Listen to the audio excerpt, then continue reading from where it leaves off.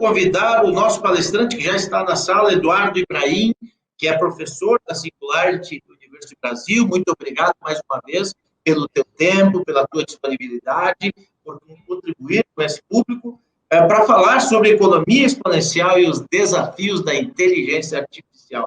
Eduardo Ibrahim, muito obrigado mais uma vez. A palavra está contigo.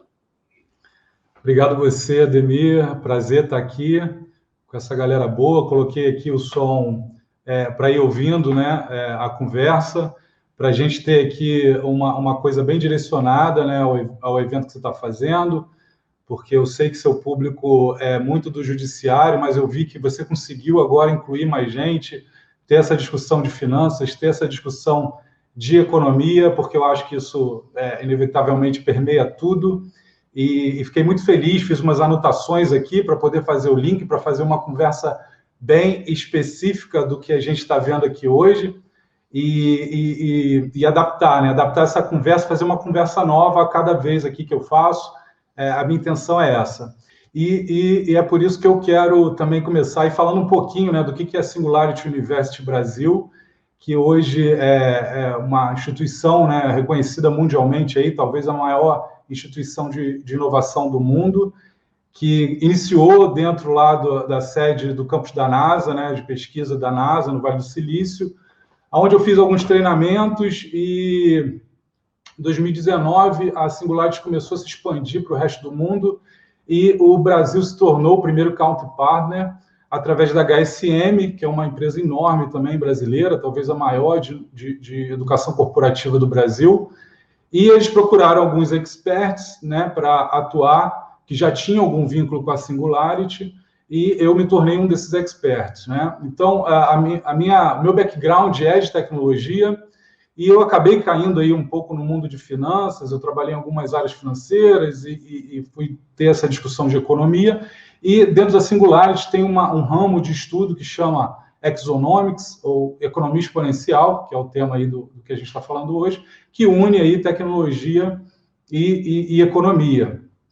Então, como eu tinha esse background dos dois, praticamente, acabei sendo um candidato natural aí para ocupar isso no Brasil, porque a gente vê, né, e eu acho que as discussões que a gente já ouviu antes, é que o sistema econômico, o sistema financeiro, né, apesar de terem tido esses nomes, né, um nome assim mais para categorizar, né, o que acontece no mundo em termos de economia, em termos de finanças, eles nunca de fato foram um sistema, né, como a gente costuma entender em tecnologia, um sistema comparado a um software, né? Só que como o aumento da conectividade que a gente está vendo hoje em dia está trazendo respostas que antigamente num sistema econômico industrial a gente não tinha, né? Muitas lacunas de informação que a gente tinha no sistema industrial econômico antigo, a gente está vendo uma certa união, né, dessas duas áreas, tecnologia e economia, e se tornando talvez aí um campo novo, específico de estudo para entender, né, um pouco melhor que mundo é esse que a gente está caminhando com esse avanço exponencial de tecnologia.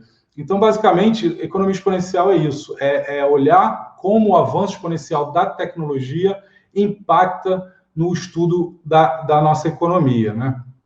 E essa questão do avanço exponencial, ela começa com a multiplicação do poder de processamento dos computadores, que tem uma lei, que é a Lei de Moore, que é um dos fundadores da Intel, que desde os anos 60 percebeu que os computadores, a cada um período, em média de 18 meses, dobravam o poder de processamento. Então, isso gera uma curva exponencial de processamento, que é o que dá a base para esse entendimento de mundo exponencial que a gente está caminhando. Dentro da Singularity, isso foi revisto, né, serviu como base para que um dos fundadores, o Ray Kurzweil, criasse o que ele chama de teoria das mudanças aceleradas, ou de aceleração de mudanças.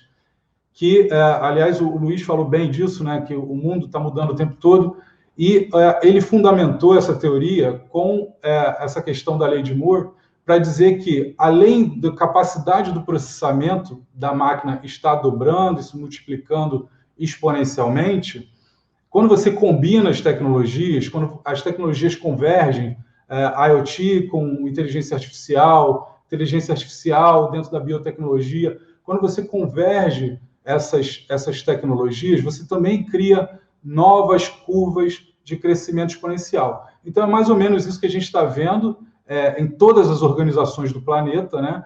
E aí, quando a gente usa esse termo organizações dentro da Singularity, a gente está falando de organizações públicas e privadas, né? Por isso eu acho que o papo aí com o Banco Central foi bem bacana também, porque você pode olhar a macroeconomia, né, e o país com uma grande organização, com sub-organizações, instituições, mas que, no fundo, tem um único objetivo, que é se tornar produtivo, produzir riqueza para que a população tenha prosperidade, tenha uma qualidade de vida, né, e bem-estar, né? Bem-estar que seria aí o objetivo máximo que os economistas gostam de falar, que é o objetivo máximo da economia.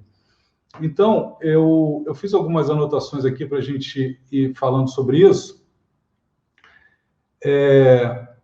O que acontece hoje, como a tecnologia ela está se fundindo com a economia, a gente percebe que existe um impacto muito grande do que acontece do outro lado do mundo no Brasil.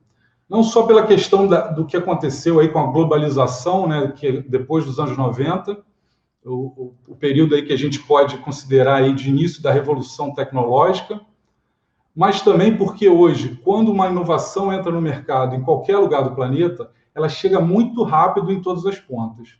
E a gente está vendo com o 5G, né, que vai em breve conectar mais pessoas com mais velocidade, essa coisa acontecendo de uma forma mais rápida ainda. E quando você digitaliza certos pedaços do sistema financeiro, como o meio de pagamento Pix, por exemplo, eu gostei muito de ouvir o Mourão falando aí do futuro do Pix, a quantidade de possibilidades que a gente cria com isso, o Marcel falando sobre como o governo vai poder falar diretamente com as pessoas, é isso que o mundo hiperconectado, uma economia hiperconectada traz para a gente. Então, no mundo industrial, onde a gente tem diversos atores no caminho, até fazer política monetária, política fiscal, é uma coisa muito difícil, porque você não tem uma entidade que entenda tudo que está acontecendo na economia. Você tem a economia separada, né, fragmentada, e cada instituição, cada banco com um papel e uma certa competição, né, entre os papéis desses atores. Quando você traz isso para uma orquestração centralizada, onde você captura dados em tempo real do que está acontecendo dentro da população, a forma de fazer economia muda. Porque a gente faz economia há 100, 200 anos, nesse modelo industrial, seguindo alguns pressupostos de que a gente não entende, por exemplo, o consumidor ou o cidadão, no caso do Banco Central. Quando você coloca uma solução dessa, como o Pix, no meio do caminho, e no futuro, bem falado por eles também, as moedas digitais soberanas, você faz com que a informação que está na ponta, ela chegue de forma centralizada para o Banco Central do Brasil, por exemplo, né? Uma entidade, uma organização que tem a capacidade de enxergar tudo que está acontecendo na economia e, dali, tirar insights, utilizando inteligência artificial, que a gente vai falar também, porque isso é uma nova camada de inteligência que se coloca dentro de um modelo econômico. A inteligência artificial, a gente está acostumado a olhar como um avanço, né, de modelos preditivos para tentar prever o que acontece, mas, além disso, ela muda a forma como a gente enxerga os modelos. Quando você capta esses dados na ponta e consegue entender exatamente qual o comportamento do cidadão, do usuário, do agente econômico que está na ponta, você pode utilizar a inteligência artificial para determinar políticas e modelos que a gente, como legislador, como regulador de políticas, a gente não tem condições de fazer. O pensamento econômico nosso, ele é um pensamento abstrato. O ser humano ele precisa abstrair a economia em termos de modelos para poder entender, né? Tentar discutir o que está acontecendo em termos econômicos.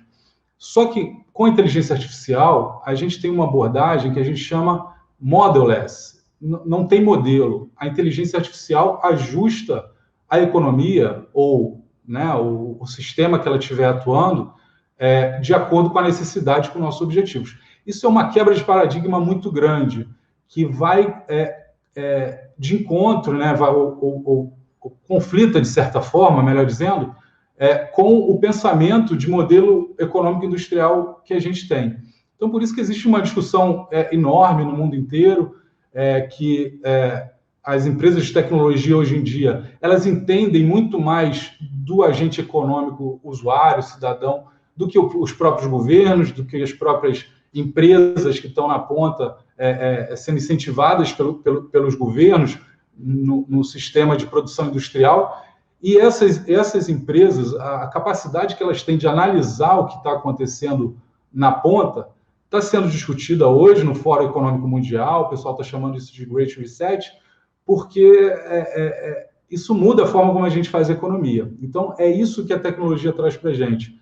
Ela coloca para a gente uma camada de inteligência, através dessa captação de dados e hiperconectividade que a gente está vendo no mundo, né, que começa com o nosso próprio celular, que já tem um monte de sensor, daqui a pouco os wearables, né, o Google Glass, coisas do gênero, que a gente pode vestir, internet das coisas, que está em todos os dispositivos dentro da casa, está em todos os dispositivos dentro do carro, e isso faz com que a gente tenha uma captação massiva de dados que o modelo econômico industrial não estava acostumado.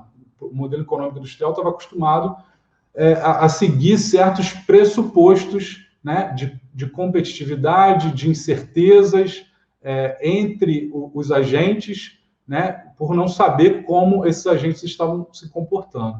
Então, dentro da economia, hoje a gente tem um ramo que a gente fala de estudo, que são modelos baseados em agentes. Agente aí é o agente econômico, né, que está na ponta, tendo uma relação financeira com a economia. E dentro das empresas hoje, a gente vê, por exemplo, um exemplo assim que é gigante e muito conhecido, que é o da Amazon, né? Que a Amazon ela vem criando aí as plataformas que o Luiz falou também no início, né? Os ecossistemas, para que dentro desse ecossistema, dentro dessas plataformas que eles criaram, exista, ao invés de um sistema de competição entre os fornecedores e tal, existe uma competição sim, mas é uma competição orquestrada, de certa forma, pela Amazon, onde cada elemento ali dentro acaba entrando numa rede de colaboração que faz com que a Amazon seja extremamente eficiente, esteja transformando o varejo no mundo inteiro. Então, a Amazon ela já está enxergando isso, já está enxergando essa questão do modelo baseado em agente, para que no futuro, acho que alguém falou sobre isso também, a gente consiga entender o que o usuário está fazendo e se antecipe. Lembrei, foi o Luiz. O Luiz falou de antecipação dentro das empresas. A gente possa se antecipar à vontade do cliente. Então, a Amazon ela tem na cabeça um modelo, né, que ela está implementando aos poucos com a utilização de inteligência artificial para melhorar a logística e para melhorar o entendimento desse agente econômico, né, desse usuário dela, para que ela possa entregar um produto antes mesmo do cara saber que ele precisa. Então, esse é o sonho da Amazon, né? Um dia, talvez, a gente vai chegar nisso e, por exemplo, vai acabar uma coisa dentro da sua casa, ou você vai ver alguma coisa que você quer comprar e vai chegar um produto na sua casa que a Amazon percebeu que você está querendo e você vai poder comprar ou não aquele produto, vai poder devolver, porque a Amazon já vai ter criado uma rede logística muito eficiente e já vai ter entendido o consumidor de um nível muito detalhado em termos de comportamento, de vontades, etc., que faz com que o modelo de negócio dela ela parta do agente para a rede de distribuição, para a rede logística, para as decisões que são tomadas dentro da empresa. Então, é um pouco disso que a gente está vendo em termos de modelagem econômica dentro de organizações. Mais uma vez, quando eu falo organizações, eu estou falando de governo e de empresas. E eu fiz uma análise esses dias para um artigo que vai sair em breve aí da Singularity, analisando o que aconteceu no Brasil em termos de inovação dos anos de 1960 até 2020. E aí eu fui olhar o PIB, né, do Brasil, como é que a gente cresceu, e eu acabei fazendo um corte de 2 períodos, né? Um período de 1960 a 1990, que a gente pode considerar aí que é um período de pré-internet, né? Pré-globalização e pré-internet, onde o Brasil cresceu na média mais do que a média mundial. O mundo cresceu em média nesse período 60 a 90, 4%, a gente cresceu 5%. E já depois de 1990 a 2020, esses últimos 30 anos, a gente não conseguiu acompanhar a média mundial. A gente cresceu, nesse período, em média, 0,6% a menos do que o resto do mundo. Estou falando isso por quê? Para encaixar com a nossa visão de inovação, né, de projeto de inovação de país e de organizações que compõem o país. Esses 2 períodos mostram, assim, dão sinais para a gente, né? Tem muitas outras variáveis envolvidas, mas dão sinais para a gente o seguinte, que o Brasil ia muito bem em termos de acompanhar o mundo nessa era industrial, dos anos 60 aos anos 90, que já tirando aí os impactos de guerra do passado, o mundo tinha uma certa estabilidade aí a partir dos anos 60. Então, fica mais seguro fazer esse tipo de análise. E aí, a partir dos anos 90, o mundo começou a se descolar da gente.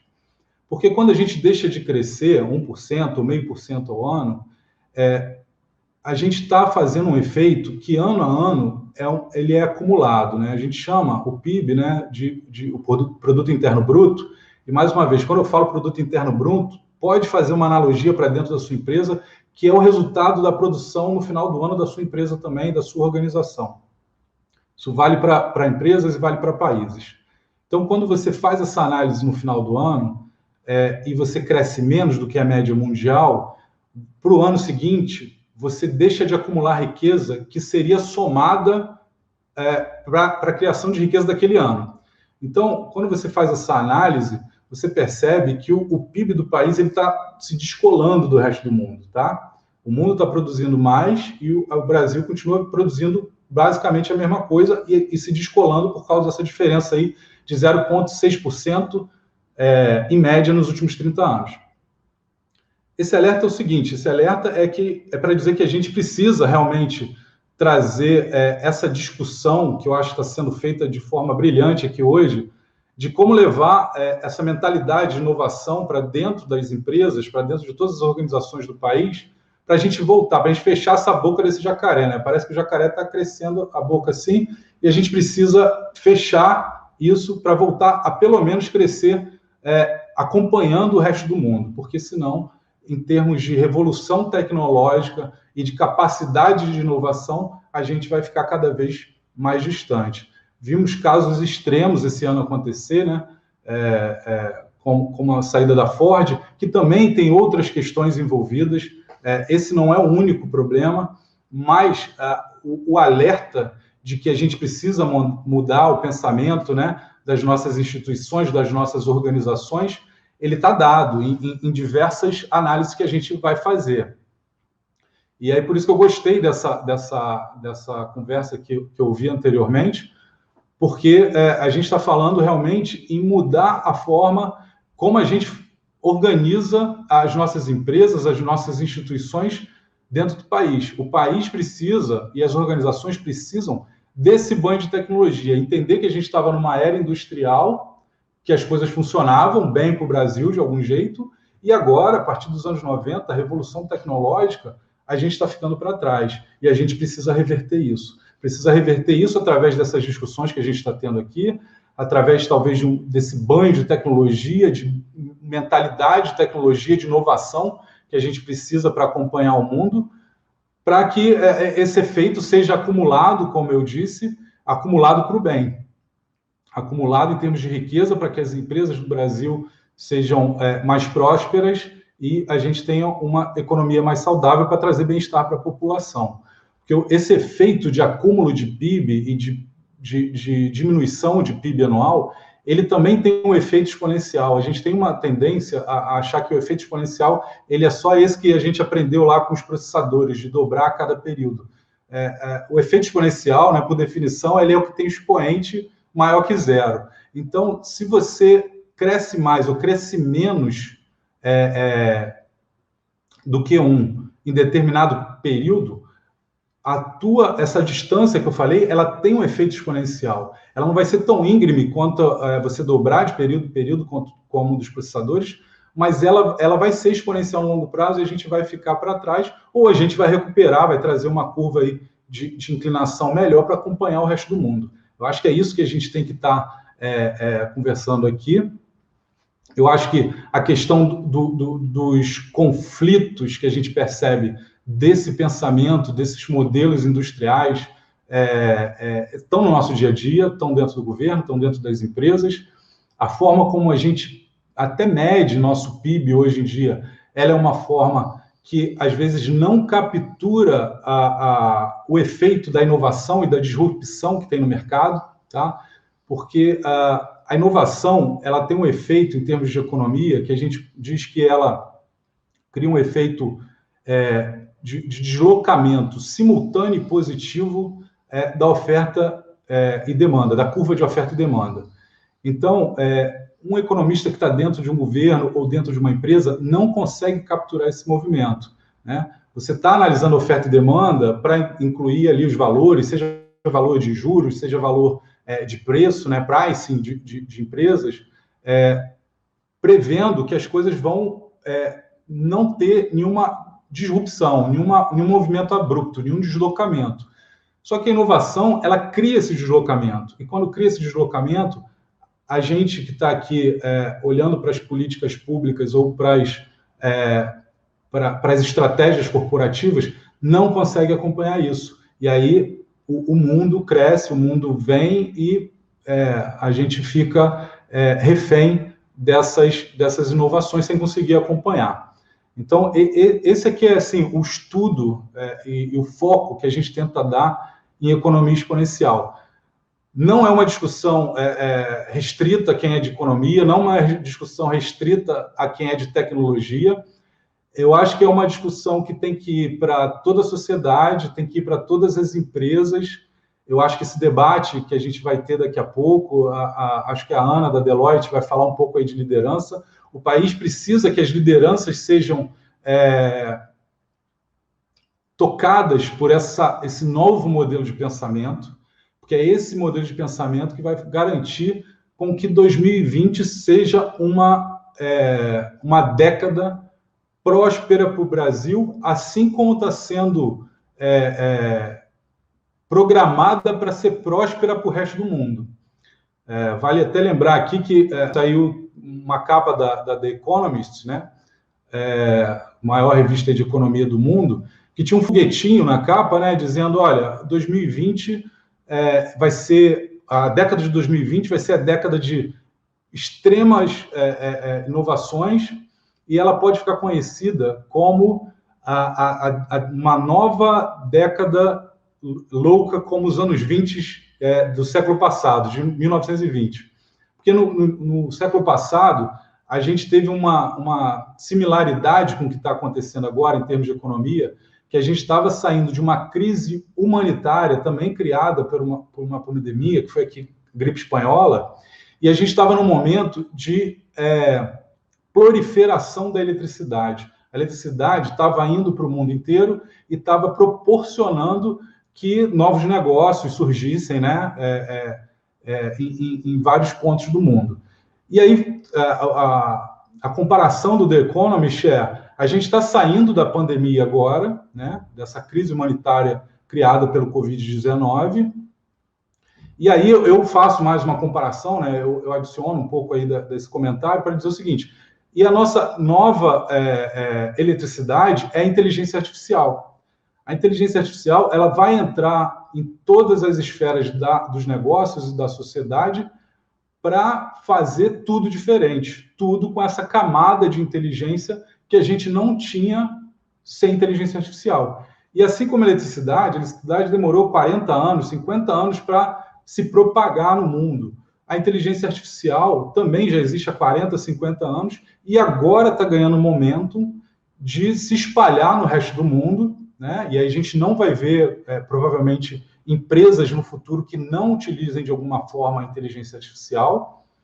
E a gente vai até parar de falar de inteligência artificial. Quando a gente não fala mais de eletricidade, a gente não vai falar mais de inteligência artificial no futuro, porque isso vai estar presente no nosso cotidiano, nas nossas vidas. Então, a década de 2020, ela tende a ser essa nova década louca de crescimento econômico engargalado dos últimos anos, por causa da pandemia, e proporcionando aí diversos tipos de novas soluções, novas inovações, que a inteligência artificial associada a outras tecnologias que criam essa convergência, uma vez implantadas dentro de todas as camadas, né, sociais e econômicas do país, tendem a fazer com que a gente corrija essa curva de crescimento dentro das nossas empresas. E o Fórum Econômico Mundial, ele até lançou aí em outubro do ano passado um guideline para falar com os países em desenvolvimento da necessidade de criar uma agenda de liderança tecnológica. Porque, como eu falei, se a gente não acompanha o resto do mundo, países em desenvolvimento que não acompanha esse desenvolvimento exponencial que o resto do mundo tá tendo com a tecnologia e a inovação, o impacto nos países em desenvolvimento são maiores. Então, preocupado com isso, o Fórum Econômico fez um guideline específico para que os países em desenvolvimento, como o Brasil, adotem práticas para criar uma agenda nacional de liderança tecnológica e voltem a acompanhar o resto do mundo. Então, eu acho que é isso que é o nosso trabalho aqui hoje. Eu tenho um background muito técnico e depois entrei nessa questão de educação, de liderança, e quero ouvir a Ana depois aí para falar sobre isso, porque, de fato, é isso que vai fazer com que a gente recupere o nosso avanço exponencial como país e como empresas dentro do Brasil. É isso aí. Muito obrigado, Eduardo Ibrahim, parabéns pela brilhante palestra, obrigado pela tua contribuição, realmente é um tema instigante, ainda bem que tem um tempo para debate depois, sobre o futuro do trabalho, todas essas tecnologias, o impacto dessas tecnologias, que sem dúvida nenhuma estão transformando, né? Transformando a economia, transformando a sociedade, as organizações e as pessoas como protagonistas, nunca foram tão protagonistas como estão sendo hoje, né? Pessoas, os cidadãos, os clientes, sempre estão no centro das atenções, pelo menos são as tendências.